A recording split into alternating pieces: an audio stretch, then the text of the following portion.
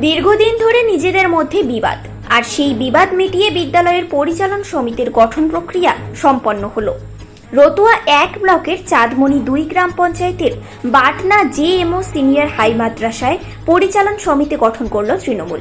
17 জন সদস্যদের সাথে নিয়ে মঙ্গলবার গঠন প্রক্রিয়া সম্পন্ন হয়।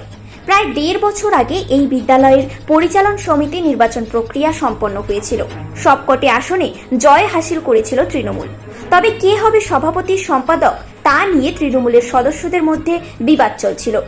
মঙ্গলবার নিজেদের মধ্যে সেই বিবাদ মিটিয়ে এই গঠন প্রক্রিয়া সম্পন্ন হয়। অনন্ত উল্লাসে গঠন প্রক্রিয়া সম্পন্ন করল Trinamool.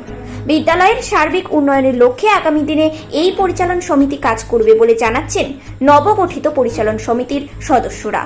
Bureau report, news prime Times.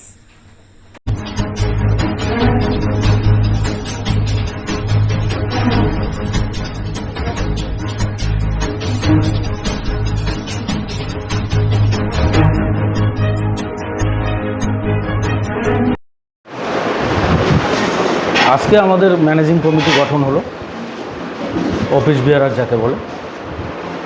ইতিপূর্বেই অভিভাবক নির্বাচন 26/8 মানে 2023-এ হয়েছিল, অভিভাবক পর্যায়ের নির্বাচন। পরবর্তীকালে ধাপে ধাপে আমরা যে প্রসেসগুলো থাকে, গভর্নমেন্ট নমিনি, পঞ্চায়েত নমিনি, তারপরে হচ্ছে আমাদের আবার এক্সট্রা 2 জন কোঅপারেটিভ মেম্বার, এগুলো ধাপে ধাপে পরবর্তীতে নির্বাচন হয়। এবং তারই শেষ প্রক্রিয়া হিসাবে আজকে এটা সম্পন্ন হলো। প্রতিনিধি থেকে 6 জন নির্বাচিত হয়েছিল। তারপরে আমাদের মানে টিচার গ্রুপ থেকে, যাকে মানে টিচার রিপ্রেজেন্টেটিভ বলা হয়, সেই গ্রুপ থেকে 6 জন, টোটাল 12 জন।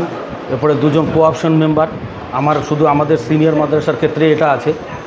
2 জন যাকে বলা হয় শিক্ষানুরাগী মেম্বার 2 জন, আর 1 জন গভর্নমেন্ট নমিনি, 1 জন পঞ্চায়েত নমিনি। এই মানে সম্পাদক নির্বাচিত হলেন, উনি হচ্ছেন আজীবন মেম্বার, অর্থাৎ লাইভ মেম্বার, ডোনার মেম্বার। এই টোটাল আমাদের 17 জন এখানকার মানে এই ম্যানেজিং কমিটির সদস্য মেম্বার। 17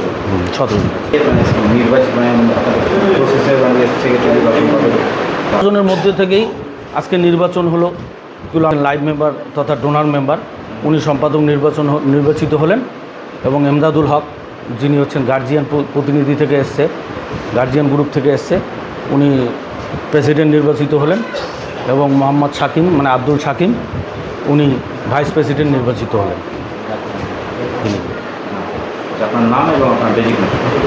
আমার নাম আনোয়ারুল হক, আমি টিচার ইনচার্জ, পাটনা জেএমও সিনিয়র মাদ্রাসা।